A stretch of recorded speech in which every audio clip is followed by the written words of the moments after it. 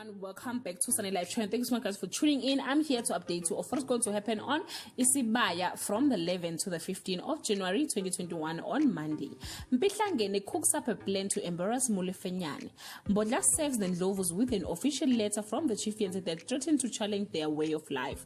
On Tuesday, a dark secret is revealed upon Mpihlangene and one of Mpiyake's wives. Khanyi enacts a plan to get through to Dabula. Kapsele comes through to Fenyang in a big way on Wednesday. Skaleni and Dandane ruins Thokozani's plan. She makes a bold move.